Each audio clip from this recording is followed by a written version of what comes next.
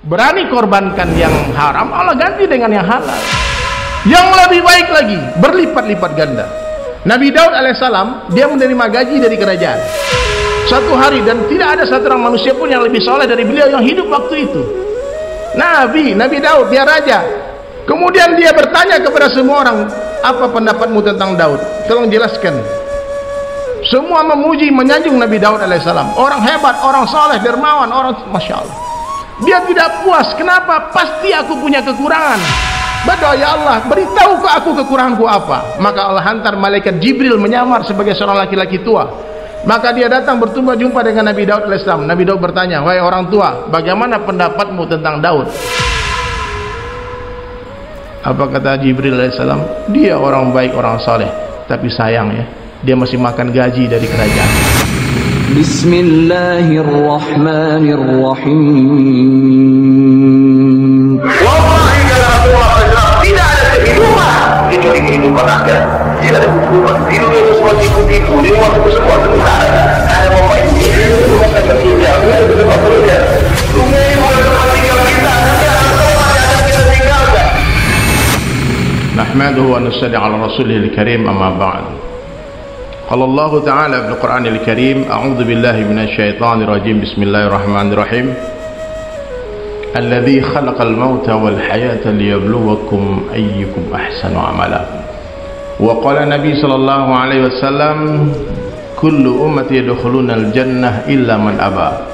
Qila wa may ya'ba ya Rasulullah? Qala man ata'ani dakhala al-jannah wa man asani faqad aba. Atau kama qala Rasulullah sallallahu alaihi wasallam. Jadi hadirin sekalian dirahmati Allah Subhanahu wa taala, banyak-banyaklah mengucapkan la ilaha illallah. Di mana saja, kapan saja, jumpa siapa saja, katakan la ilaha illallah. Ketemu orang kaya, katakan hai orang kaya, ucapkanlah la ilaha illallah. Harta kekayaanmu bukan kau yang punya, tapi siapa yang punya? Allah yang punya. La ilaha illallah. Ketemu orang miskin, katakan hai orang miskin, sabar, dunia sementara, akhirat selamanya. Orang miskin 500 tahun lebih masuk surga dibanding orang kaya. Malaikat malu nanya orang miskin, mau dihisap malaikat kan? Tatap-tatapan mereka bro. Apa? Ya udah masuk. Kasihan. Selama hidup di dunia nggak pernah punya rumah, ngontrak aja, nggak pernah punya mobil, naik Grab kemana-mana. Ya Pak, nggak apa-apa Pak, bukan kehinaan itu. Orang yang merasa mulia dengan mobil mewah, dengan rumah mewah adalah orang yang rusak imannya. Ya Pak, mobil itu tidak bisa membuat derajat orang mulia Pak, nggak ada. Kita punya mobil mewah nih, antum punya Ferrari, Lamborghini, punya mobil-mobil mewah Pak. Itu cuma orang shock cuma 1 detik aja. Mobilnya, habis itu biasa aja. Antum sampai mati mikirin cicilannya, stres. Tetangga udah kagum, takjub. Orang kampung, oh luar biasa, proposal datang setinggi ini, orang minta sumbangan. Nggak disumbang, disumpah-sumpahin orang. Orang kaya pelit, dia nggak tahu nih utang cicilan berapa sebulan. Stop riba ya, stop riba, stop kredit itu stop. Saya kemarin 2 orang datang ke rumah saya, 2 orang datang, dia nggak berani curhat. Dia akhirnya dakwah. Datang 3 kali dia datang, tapi dia mau menceritakan permasalahan hidupnya, dia nggak berani. Kemudian saya ajak dia silaturahmi ke tempat satu orang teman saya, Bang Martin. Nah, saya ke Bang Martin Obi Mulia, beliau salah seorang pengusaha sukses juga. Terus kawan saya 2 orang ini, pas saya keluar dari ruangannya Pak Martin ini, yang 2 orang ini datang curhat. Curhatnya apa? Saya udah 3 bulan Mbak bayar cicilan, sekarang diteror sama debt collector. Dia pikir mungkin dapat bantuan pinjaman atau sebagainya dari Pak Martin, kan dia orang kaya kan. Tahu jawaban Pak Martin apa? Bagus, telepon sekarang itu debt collectornya, kasih mobil, bilang aku mau balikin mobil. Solusi itu riba. Allah memerangi riba, nggak main-main Pak. Stop. Nggak, saya alhamdulillah nggak punya cicilan apa-apa, Bang Gus pun nggak punya apa-apa. Alhamdulillah ini dari Sulaiman nih sampai detik ini belum punya 1 meter tanah pun di dunia atas nama saya, belum ada. Nggak apa-apa, karena nggak mampu beli. Pada kredit ngapain? Nggak ada. Kalau di Padang ada harta tuh, harta pusaka tuh jatuhnya ke perempuan, bukan ke laki-laki. Kita nggak punya apa-apa. Istri bilang kredit tuh pinjam, no, Allah kasih kita ambil. Kalau nggak dikasih nggak apa-apa. Ngapain harus bang? Saya pernah coba punya dulu, kemudian cicil-cicil, aduh, kegelisahan di malam hari, kehinaan di siang hari. Dunia jadi sempit. Mau masuk lewat jalan itu ada rumah orang kita utang, nggak berani lewat depan rumahnya. Ngeri nih Pak. Akhirnya Pak, pas ngomong itu debt collector telepon. Dia dengan senyum katakan, Pak boleh ke rumah ambil mobil. Saya nangis Pak.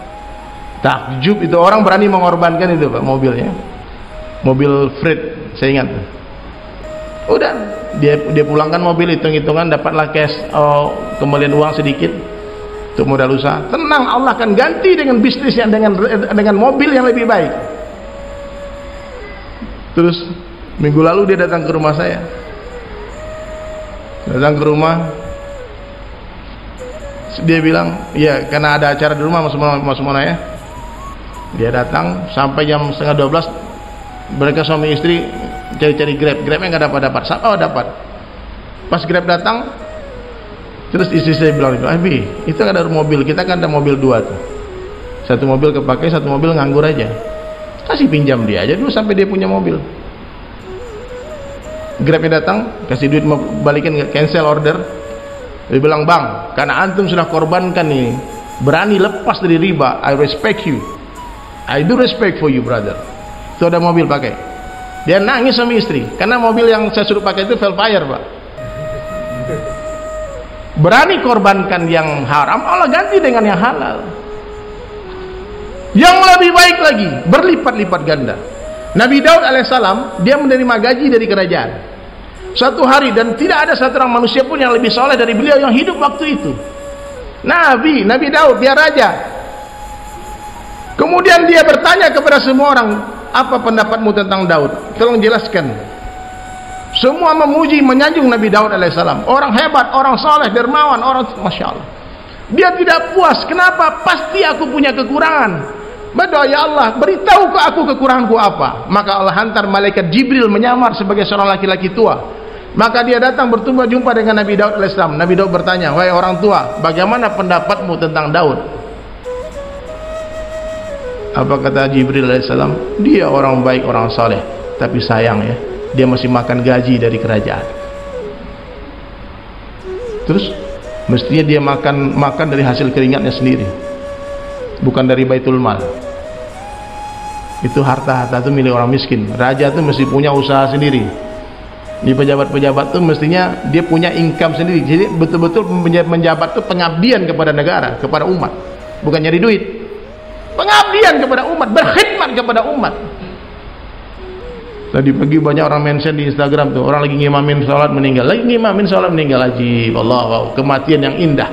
Dan ini rahasianya, biasanya Allah Ta'ala akan matikan seseorang sebagaimana keadaan hidupnya, kebiasaan hidupnya, dan akan bangkitkan dia sebagaimana keadaan matinya. Bagaimana hidupmu, begitulah matimu. Ya, saya saling doa saja lah, mudah-mudahan husnul khotimah, amin. Dan kita tergantung niat, bunda, ayahanda. Innamal amalu binniyat. Rasulullah berniat mendatangi semua rumah, dan Nabi mengatakan nanti Islam akan datang ke setiap pintu rumah yang terbuat dari batu ataupun bulu, dan dia akan memuliakan orang yang menerimanya dan akan menghinakan orang yang menolaknya. Hari ini Islam telah datang ke semua pintu-pintu rumah. Tak ada satupun rumah di dunia ini yang belum kedengaran azan di sana. Pintu rumah. Nah, sekarang niat kita gitu. Niat memberi makan orang-orang miskin, ribuan orang tiap hari. Niatnya, belum ada duitnya, nggak apa-apa. Teman saya itu Aditya, rumah makan gratis itu bukan orang kaya bunda. Dia orang miskin. 3 tahun lalu dia masih jadi marbot di masjid di kota wisata Darussalam. Tukang rapiin sendal, digaji berapa ratus ribu sebulan. Ngerapiin sendal. Suatu hari dilihat satu orang nenek-nenek sakit jalan, belum makan. Dia bilang sama istrinya, nenek itu belum makan, kita kasih makan, dimasain.